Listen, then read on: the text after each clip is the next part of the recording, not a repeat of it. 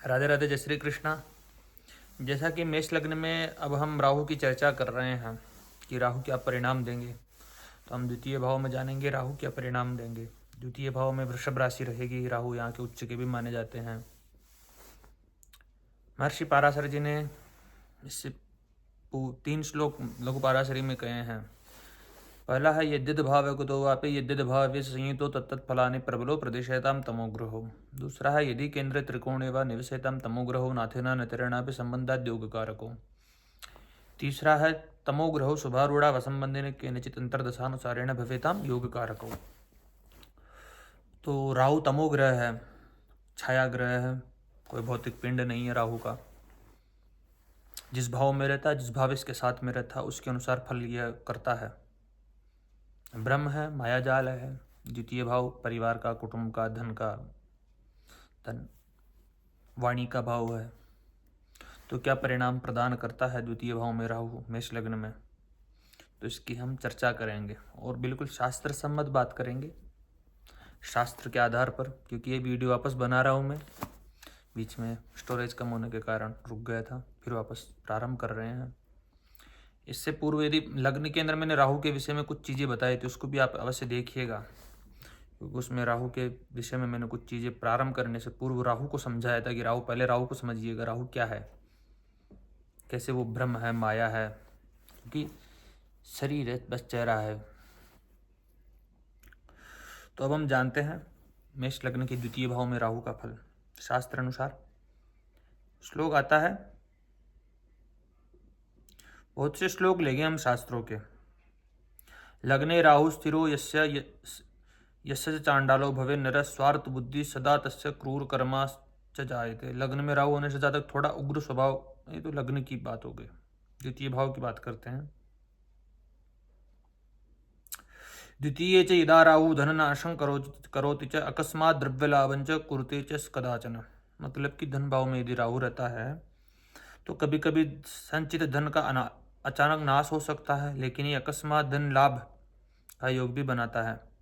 जातक गलत तरीकों, सट्टे या शेयर बाजार से दर कमाने की इच्छा रखता है। मेष लग्न के लिए राहु शुक्र की राशि में होने के कारण जातक को भौतिक सुख सुविधाओं से युक्त करता है। एक श्लोक और आता है, मुखस्थाने यदा राहु असत्यम वदति नरः कठोर भाषणं चैव कलह प्रिय एव च। मतलब कि द्वितीय भाव में राहु होने से जातक झूठ बोलने में कुशल हो सकता है, उसकी वाणी कठोर हो सकती है और वह व्यर्थ के विवादों में फंस सकता है। हालांकि जातक अपनी बातों से दूसरों को भ्रमित करने या प्रभावित करने की अद्भुत क्षमता रखता है। एक और श्लोक आता है, कुटुंब सुखहीनस्य चक्षुरोगी भवेन्नरः अभक्ष भक्षणं चैव कुरुते स न संशयः। जातक को परिवार कुटुंब का सुख कम मिलता है या परिवार से दूर रहना पड़ सकता है। आंखों में चक्षु रोग, आंखों में परेशानियां हो सकती है, आंखों से संबंधित कष्ट संभव है। जातक के खान पान की आदतें असामान्य हो सकती है। भक्ष्य भक्षण जैसे मांस, मदिरा, तामसिक भोजन में रुचि रख सकता है जातक। यही श्लोक वापस दूसरे महर्षियों ने, जैसे फल दीपिका के अनुसार, बृहद पाराशरोरा शास्त्र, मानसागरी, ऐसे अनेक ग्रंथ हैं जिनके आधार पर यह फल है। आप चमत्कार चिंतामणि के अंदर भी देख सकते हैं। द्वितीय च यदा राहुर्धनधान्य विनाशनम तत्र राशि सुखात कश्चित धन लाभं करोति सह। दूसरे भाव में राहु धन और धान्य का नाश करता है, परंतु यदि वृषभ राशि का स्वामी शुक्र शुभ स्थिति में हो तो जातक को अचानक या अप्रत्याशित धन लाभ की प्राप्ति हो सकती है।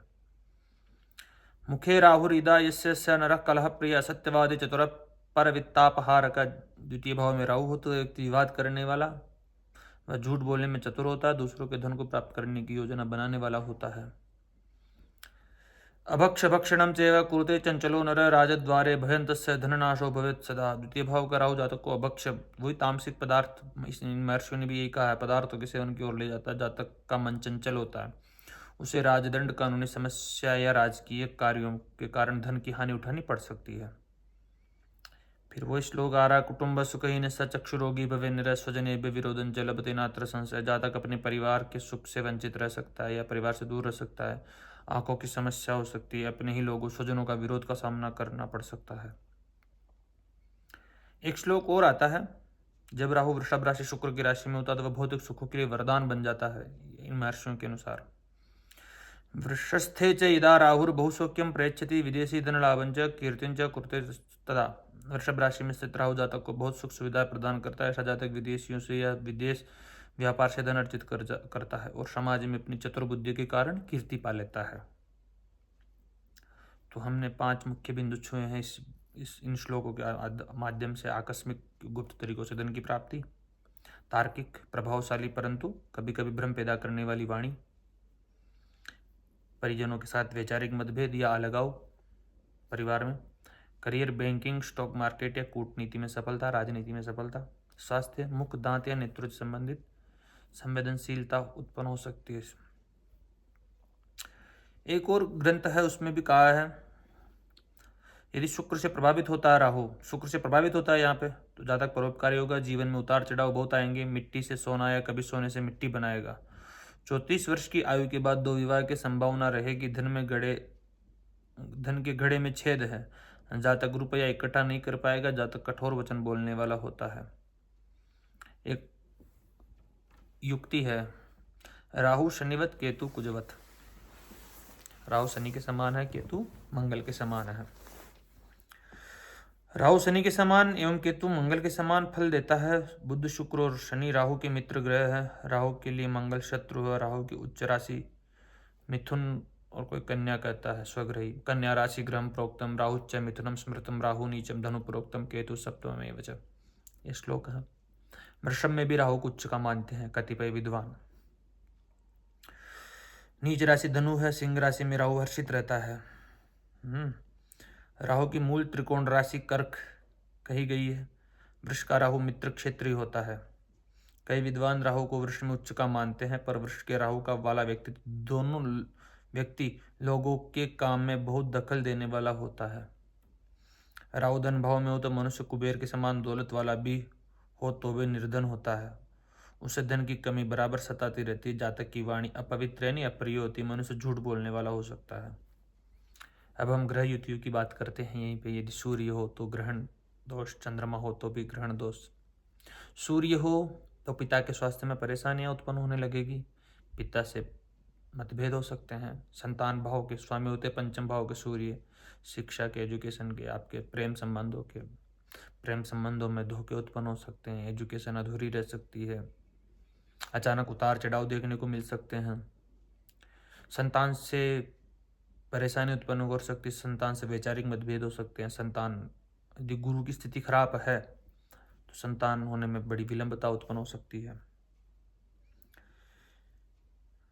विद्या व संतति को लेकर धन का अपव्यय भी हो सकता है। यदि चंद्रमा के साथ में हो राहु, चंद्रमा यहाँ उच्च के रहेंगे, लेकिन भ्रम है राहु, मानसिक परेशानियों का द्योतक है। जेल यात्रा भी करा देते हैं ऐसे राहु के साथ में चंद्रमा। ग्रहण दोष, इन दोनों की शांति अवश्य करवानी चाहिए। ग्रहण दोषों की माता के स्वास्थ्य में परेशानियां उत्पन्न कर सकते हैं। मकान वाहन भूमि संबंधित परेशानियां उत्पन्न कर सकते हैं, क्योंकि चतुर्थ भाव के स्वामी होते हैं चंद्रमा। जातक के सुख और ऐश्वर्य में वृद्धि करेंगे, लेकिन यहाँ पे क्योंकि उच्च के चंद्रमा रहने के कारण ऐसा भी फल बताया, धन में वृद्धि भी कर दे अकस्मात। यदि राहु के साथ में मंगल हो, मंगल और राहु की युति को अंगारक दोष कहा गया है। लग्न इसका धन भाव में बैठे रहना सहज लक्ष्मी योग का निर्माण करता है। तो यदि राहु के साथ में मंगल हो तो पत्नी की मृत्यु पहले होती है, क्योंकि सप्तम भाव से अष्टम भाव है, वहाँ पे अंगारक की युति बनती है। तो श्रेष्ठतम तो नहीं है पत्नी के लिए या पति के लिए स्त्री की कुंडली हो तो।